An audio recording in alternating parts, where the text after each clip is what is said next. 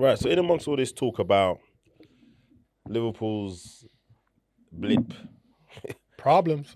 Liverpool's blip, one of the things that you mentioned actually that got me thinking was about the possible impact Johnny Heitinger leaving may have had, and it got me thinking about number twos in general. Are the assistant coaches, assistant managers, whatever their job titles are at their relevant clubs, do we underestimate their importance? Um, or actually, are they way more important than people, like to give them credit for? Because it's easy to make the distinction, but he did leave, right? He was there. He has to be part of the reason you guys won the league. He's not there. Something must have walked out the door with him. Is it big enough that we're seeing what we're seeing today? How influential was he in Slot's thinking, in team selection, and what they were doing? Monday at 1 p.m. on the training ground or whatever it was. Then I was thinking about other teams. If you look at Arsenal, Heinz has joined Arsenal. A lot of people have commented on our defending this season. It's kind of gone up another level. Number of clean sheets we kept, number of shots faced as low as ever, etc. Heinz has come in, you know, very strong defensively minded player, and apparently so as a coach. What do you think? Do you think that enough conversation or enough weight is given to the impact number twos have? I think you're starting to see it more over the last, I'd say, 10 years, Yeah. kind of how influential the assistant coaches are. And like I mentioned Heitinger because obviously last season, watching a lot of games, he was always in dialogue with Slot on the side of the pitch. Mm-hmm. Sometimes they're sitting down and they'll run up, have a little conversation, sit back down. And this season, we've got Giovanni Van Bronckhorst coming as an assistant manager. Mm. Everyone's got a different working style. You don't replicate someone like for like. Disclaimer. However, just haven't seen that kind of rapport on the sideline as much as what I saw last year. And I'm just thinking, has Heitinger leaving been one of the factors to Liverpool's downside this season? And yeah, I think we're seeing just how important assistant managers are across the board.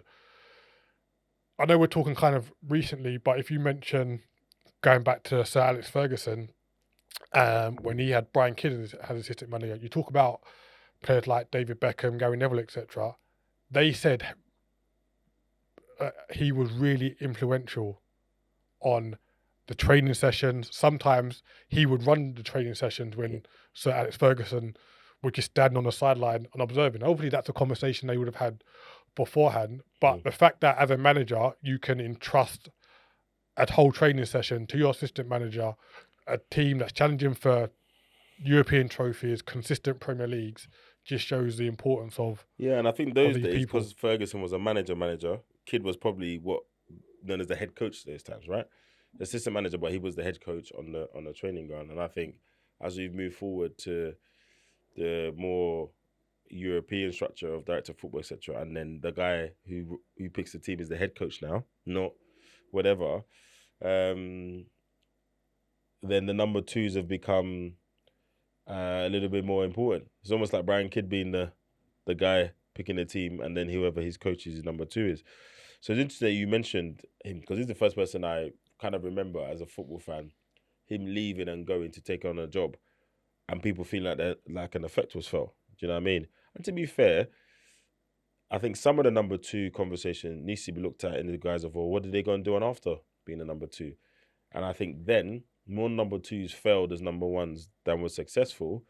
But Ferguson did have a few that went on. Steve McLaren obviously went on to win stuff and manage England and all that kind of stuff. Carlos Queiroz, yeah, but he did manage Real Madrid, right? Yeah. So there's all of that. But I think back then it was less common. Now, I mean, how many number twos have we seen go on to, just from Pep alone? Yeah, he's got his own little spider tree. Yeah, forming out. You got Arteta, you got Maresca, Company. So to even have two of the top four teams at the moment kind of being ex number twos for him. He's now got Klopp's ex number two working with him. Colo Torre's there as well, no? Colo Torre's there. And he had a stint that wasn't so successful. So we're kind of just seeing number twos step out, kind of step out a little bit. But to your point, I think now that the game's more tactical than ever, coaches, you hear commentators and ex-pros talk about all the time, the people on the side, there's more people on the side than ever, analysts, da, da, da, da, da. So I don't think you can be a number two in today's game at the top level if you're not actually very, very influential. And I think you have to be I think that level stepped up because these guys are actually coaches. We haven't got the old school managers standing on the sideline.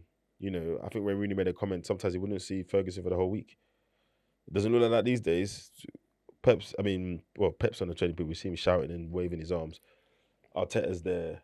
Maresca's there. These guys, they're on the training pitch every day. So if you're going to be a number two and add value to that, the levels kind of go up. And I think that's what we're seeing with how well they're doing as number ones. But then if we look back, I want an example of where maybe the number twos are important to the situation. If you look at when David Moyes went to Manchester United and basically told everyone to get out, he's got his own people. I think that was a mistake for different reasons. Not necessarily on the pitch is important because your manager coming in, with all due respect, the level of success these players have had eclipses anything you've done in your career. The people that they've done that with, keep them around. That's what the number twos are, in with the squad. People that feel like they can talk to them at a certain level without upsetting the boss or whatever it is. Do you know what I mean? Yeah, and that was Mike Phelan, someone who was very influential towards the back end of Sir Alex Ferguson's career. And even if you didn't want to keep him on as like a full-time coach, maybe someone just in an advisory capacity. I've worked with this player for the last 5 years. If you want to get the best out of them, this is what you should do, etc. But then on the flip side, if you're a new manager, sometimes you want to come in and do things your way. Well, you can mix the two, with your people. And it would have benefited your backroom stuff you're bringing. Because again, no disrespect to it, he wasn't bringing anyone that's ever won the league or won anything. My feeling could have even helped his staff as well. Do you know what I mean? So yeah, it's it is an interesting one, but I do think there needs to be. I think it's hard because it's hard to attribute any of the stuff that's going on the pitch directly to that number two. But I do think if you're going to be part of such a high functioning team, you must be adding something. And then if you move on, they're going to miss that big time.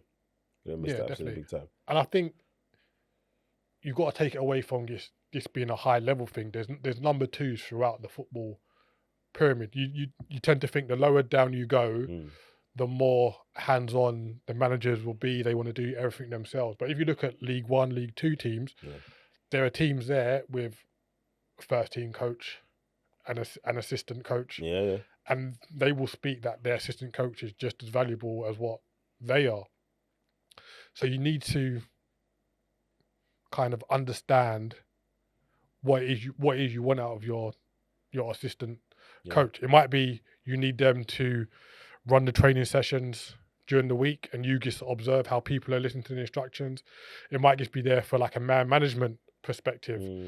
Because it's very rare. Certain part of the setup, you might have as a manager, I don't know, you were a defender in your playing career or whatever. So that side of the game, you really think deeply and have a great amount of detail and thoughts on. But to your point, your number two actually, the rest of the game, you have set piece coaches now, innit?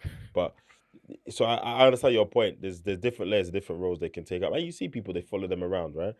Carlo Ancelotti had his son in his backroom staff for years. So you do see people, they have their little tribe and they go with them. Yeah, they go with them. Jose Mourinho had the same.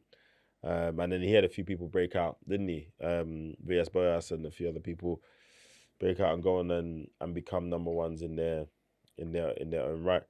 So I do think the number twos are more important than people talk about conversationally. I've not had one person mention Johnny Highticker leaving as a possible contributor to changing form. I've not had one person mention Heinz joining Arsenal as a possible contributor to. It's all been Arteta. It's all been Slot, positively or negatively. Even City kind of quietly going about their business. Again, I can't remember the gentleman's name, but the Klopp's ex-assistant that's joined, maybe he's bringing a different thought process to that team, and they're now going back in the right direction. They're not quite the team they used to be, but now going back in that direction.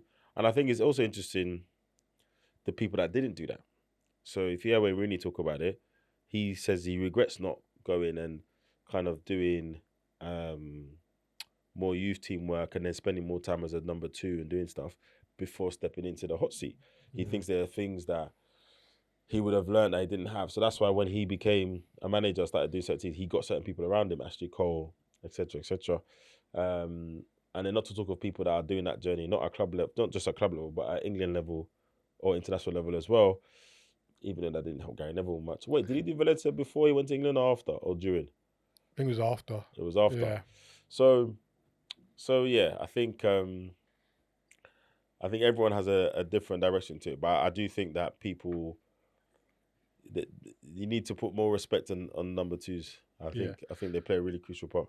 So you mentioned obviously back in the day there were more managers who kind of looked after the club, and then they had assistant managers, where now you've got head coaches. Do you think why there's more successful assistant coaches going on now? Because they don't have that whole holistic view of running a club. They just essentially I think you needed different skills. Do what done on the training pitch. 100%. When I thought back to, again, some of the older guys that were number 2s, went to be number 1s that didn't crack it. Like, again, go back to Brian Kidd, because Man United was the most successful team at the time, and everyone, of course, you thought he went to Blackburn, you thought if you're part of the reason why United are so good, you'll go and do well elsewhere. He ended up back at Man United at some point, right, after a period of time. And I just think there was so much more to the job outside of the training pitch then, whereas now every part of the operation, so that's now someone's job. Do you know what I mean? So the coaching staff has got bigger because everyone's a bit more specialised. You got a director of football, you got technical directors. I hear all these different roles. I don't know where one role stops and when another role ends. And a lot of the other stuff managers would have been doing day to day now are probably just individual people's jobs.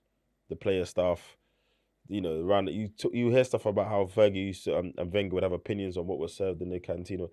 Nutritionists would do that now, and all of that stuff, right? Head nutritionist, assistant nutritionist, blah blah blah. Yeah. Even the contracts, like we see on the overlap, the old players talk about going to the office to speak to Ferguson about how much they're getting paid. I very much doubt Maresca knows how much any of these Chelsea players are getting paid, and he's not bothered about it. Even from like Gary Neville or Roy Keane's time to Ashley Cole's time, he was just on their podcast, and he was saying, "No, I was talking to my agent, and my agent was talking to our club's agent." So I agree. All of that has now just been split into other people's roles. So back to your point, yes, it's now predominantly about your coaching. How are you setting up the team to progress? What is your style? How are you getting over to the players? Your man management. Now you can just focus on just that. And we've heard it, especially with managers from Europe. They come over and said, "Why are you asking me that? I'm just here to coach the players. That's not my business. That's upstairs." Even Pepper said it. Yeah. That's upstairs. I don't deal with contracts. I don't deal with that stuff. I don't deal with transfers. Don't ask me. So yeah, I think now, the number 2s they're doing more of the same job that they were doing as a number 2 when they go to be a number 1. Obviously, it's wider, it's more important, the press, all of that kind of stuff. But I think the jump in breadth of job is smaller now. Yeah, and I think also as well, like you mentioned, the hierarchical stuff in terms of contracts, etc., nutrition, that's been split out. But then you look at the coaching staff, we're knowing more about coaching staff as a whole as well. Yeah. And I think you've mentioned it like a few times on this pod, where you might get a bit of an NFL style thing where you have like a defensive coach, you have an attacking coach, and all those people are coming together to form your coaching team that helps you move forward, rather than it just being the brainchild of the manager. Mate, conditioning, strength. There's some roles I thought that used to be one role, strength and conditioning coach. Nah, it's one for each. Some of these managers, I didn't realize how much staff they had until they get fired. and then you see 7 names, Yeah, and you're because like, it used to be like physio doctor. no, but even the physio and the doctor used to be the club. Yeah, that's it. It Like never club came with, doctor. it never Yeah, came with the manager. And I get it. Like, you know, you hear of people like Unai Emery, or no, forget, not even that, Conte, whose preseason regime is meant to be mental. I need the people I know that can get the players to the condition I want them in. I So of need them course to. they come with you, but I think over time, as the profession's gone up, blah blah blah, that team has just grown and grown. But those guys, they stick to the football stuff. Now, in the other direction, Arteta, I remember at some point they made a big deal about he got a promotion, so he wasn't just head coach.